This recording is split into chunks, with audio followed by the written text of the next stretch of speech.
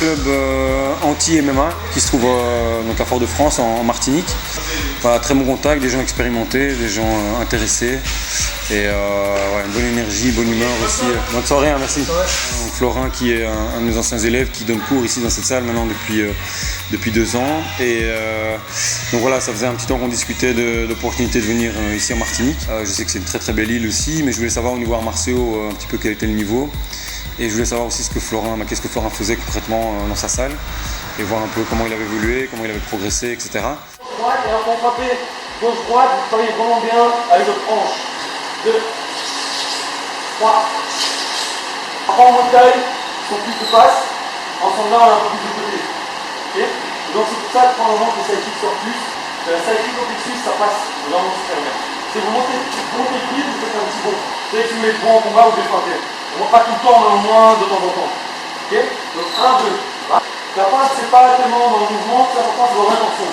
Donc 1, 2. Donner un stage à un public qui est compétiteur, en fait, moi, ça me plaît encore plus parce que je sais qu'il y a un écho, je sais que ce que je dis, les détails que je montre par rapport au combat, les gens ils le captent directement. Décortiquer une technique, analyser une technique, donner un contenu, donner une matière structurée, etc. Donc ça demande, enseigner, ça demande une formation, ça ne s'improvise pas.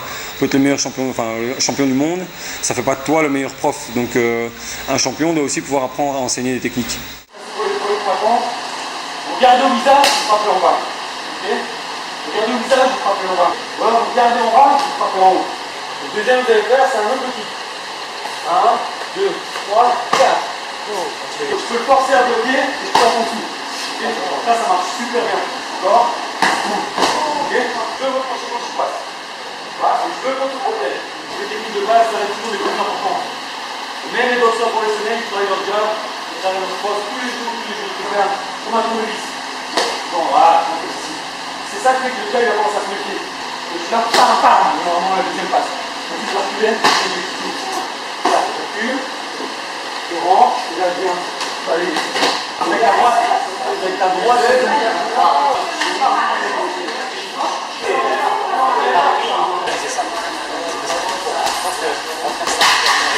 Ce que j'aime bien aussi, c'est que d'autres profs viennent au stage et qu'il y ait un échange avec d'autres profs, d'autres disciplines, etc. Moi, c'est quelque chose que je recherche beaucoup.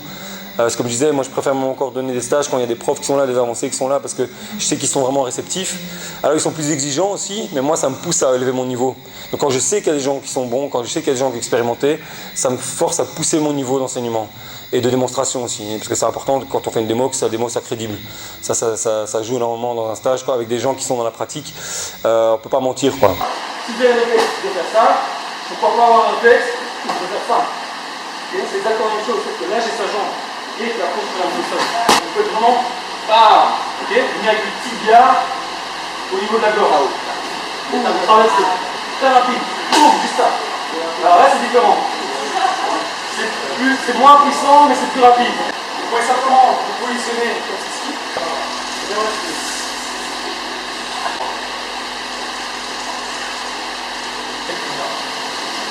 Simplement. Mais ce que j'aime bien ici, c'est que déjà il y avait tous les gabarits, il y avait tous les profils, il y avait du débutant au champion de France de Muay Thai, au coach de Muay Thai. Et non, bien, et en plus, je pense que moi je leur ai montré des choses qu'ils ne connaissaient pas. L'avantage d'un stage, c'est quand on expose les gens à de la technique et à une variété de techniques. Sur un stage, probablement que chaque personne va ressortir avec quelque chose. Je pense qu'en stage, les gens viennent voir, les gens viennent s'exposer à quelque chose, les gens viennent voir une certaine performance aussi, un prof qui bouge. Et si la personne même n'arrive pas à tout faire, pour moi, il n'y a vraiment aucun souci. Et en même temps, leur donner des détails techniques peut-être qu'ils n'ont pas l'habitude d'avoir.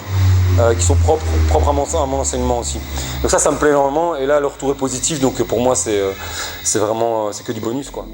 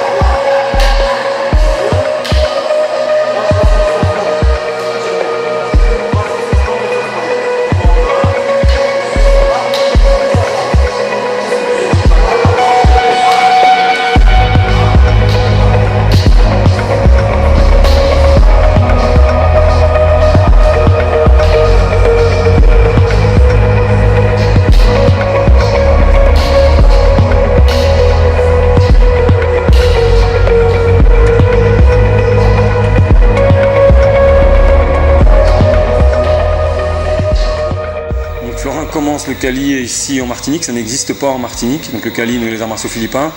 Du moment qu'on a des élèves assidus, c'est le principal pour pouvoir que le prof puisse continuer à s'entraîner. Le but, c'est de faire connaître ça aux gens, et quand on essaie de faire connaître un sport ou un art martial qui n'est pas du tout connu, c'est pas évident, et tout un travail de fond à faire, et ça prend du temps. Parce que ne fût-ce qu'avoir 2 élèves qui sont très motivés, ça va te faire progresser, tu vas préparer tes cours, tu auras un partenaire d'entraînement avec qui t'entraîner, etc. Je pense qu'il y a un avenir ici pour le Kali. Si le travail est bien fait, si on fait un travail de fond et s'il persévère dans ce qu'il fait, c'est pas évident non plus de se faire reconnaître en tant qu'instructeur, donc il faut faire ses preuves, et donc voilà, c'est comme ça que ça marche.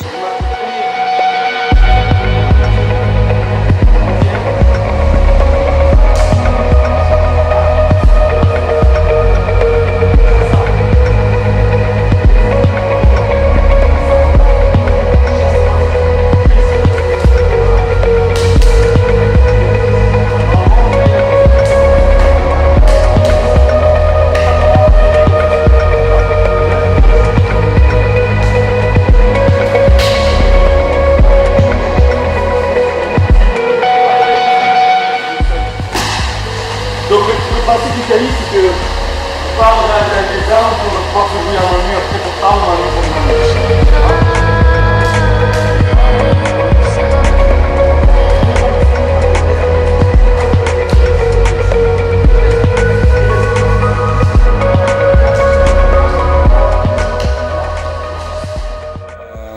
Je pense que les gens sont un petit peu plus confrontés, notamment au combat de rue, au combat avec armes, que chez nous. C'est quelque chose qui est un peu plus fréquent, notamment au niveau des lames. Et donc, voilà, on sent que quand on parle de lames, quand on parle d'armes, les gens ont plus conscience de ce que ça peut être de se faire agresser par quelqu'un qui a un couteau, quelqu'un qui a une lame plus longue, etc. Donc ça, c'est le côté un peu intéressant. Du coup, ça nous force à être un peu plus réaliste dans l'enseignement aussi, et d'utiliser la technique dans un but plus pratique. Ouais. Donc ça, je trouve ça intéressant. Ouais.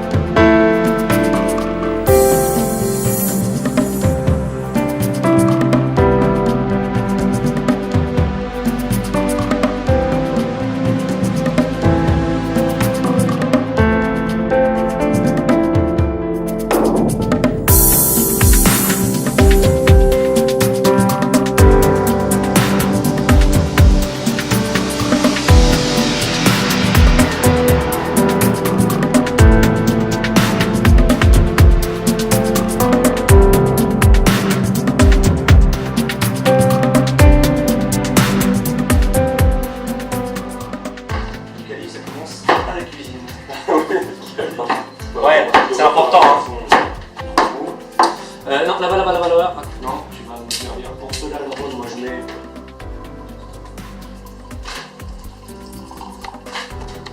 Et vous, c'est ça, comme ça. Ouais.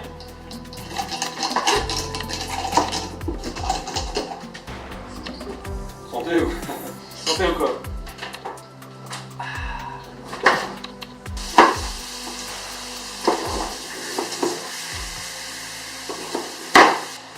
Voilà. Top.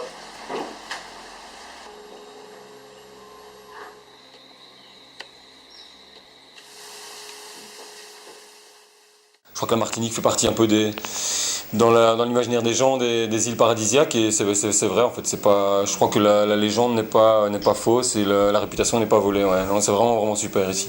Ce qui me touche particulièrement, c'est l'accueil que je reçois. Là, franchement, je pourrais pas demander mieux, et en termes de disponibilité, en termes de générosité, d'hospitalité, on sent qu'il prend plaisir à recevoir des gens chez lui. Et donc on se sent la bienvenue et on se sent bien, voilà. Donc ça, c'est important aussi, de pouvoir en même temps entretenir un lien d'amitié, tout en profitant, en se mettant à jour au niveau de l'entraînement aussi, au niveau, chaque fois que je viens, je donne des choses aussi, on prévoit toujours des entraînements ensemble, etc., pour que lui puisse continuer à progresser, à apprendre des choses. Parce que quand on est prof comme ça, isolé sur une île, prof d'arts martiaux, on n'a pas beaucoup l'occasion de se recycler, de refaire des formations, des stages. Et donc on a essayé d'en profiter aussi pour que Florent puisse se remettre un peu à niveau, que je puisse un peu checker son évolution.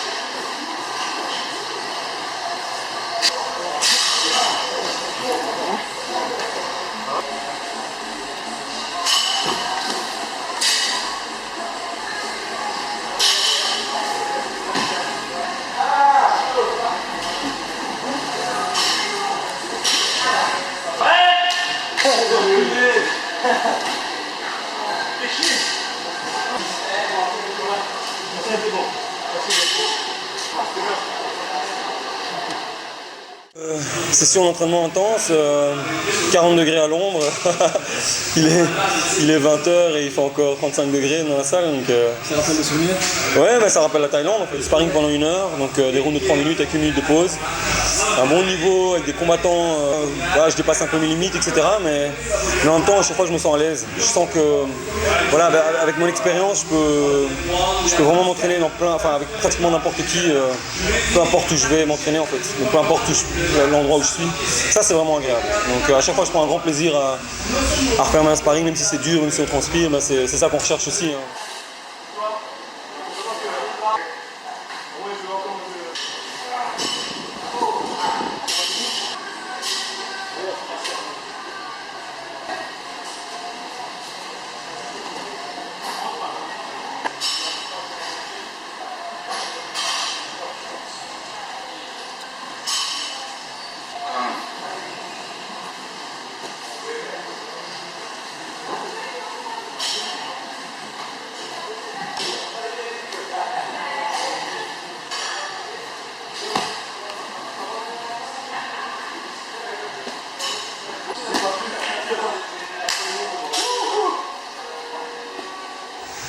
C'est un peu le message que j'essaie de faire passer dans mon bouquin, dans mes entraînements, dans mes voyages, avec les personnes que je rencontre. En fait, moi, ce dont je peux témoigner, c'est que réellement, l'entraînement, c'est un moyen de rentrer en relation avec les autres. Et quand on a partagé une session de sparring ensemble, quand on a sué ensemble, en fait, on se rapproche. Si on n'a pas un ego mal placé, quelque part si tu donnes une énergie positive, souvent les gens te renvoient une énergie positive aussi. Ça c'est quelque chose que je constate dans tous les pays où je vais m'entraîner, dans tous les pays où je donne cours. Et ça c'est quelque chose que je recherche et que j'aime vraiment beaucoup. On fait connaissance en fait, l'entraînement, le sparring c'est un très très bon moyen pour faire connaissance. Peu importe les barrières sociales, culturelles qu'il y a entre nous, ça change rien. Et puis on partage une passion en commun en fait. En fait les arts martiaux c'est une sorte de langage universel.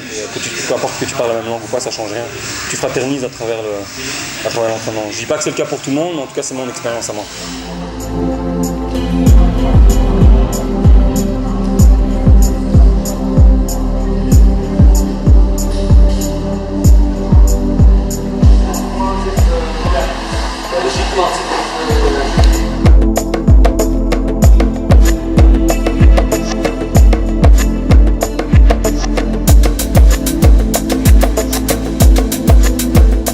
Jusqu'à mes 25 ans, j'ai pas eu l'occasion de beaucoup voyager et je pense que j'ai voulu rattraper le temps. J'aime beaucoup voyager, je voyage souvent et du coup j'aime bien savoir que je vais partir. Mais quand je voyage un peu trop longtemps, j'aime bien rentrer chez moi. Et donc je trouve que c'est un bon signe parce qu'en fait ça veut dire que je me sens bien partout où je vais et je me sens bien quand je rentre. J'aime bien mon pays et j'aime bien être chez moi aussi. Donc le fil rouge de tout mon parcours, en tout cas de tous mes voyages, c'est les personnes que j'ai rencontrées. C'est des personnes que je vais revoir, avec qui j'entretiens à la fois une relation martiale et une relation d'amitié, que ce soit mes profs ou mes élèves. Et je pense que c'est ça ma raison principale de voyager, c'est de continuer à apprendre, de continuer à diffuser mon savoir et d'entretenir les relations que j'ai entamées avec les personnes que j'ai rencontrées sur ma route, que ce soit il y a 1 an, 2 ans, 10 ans.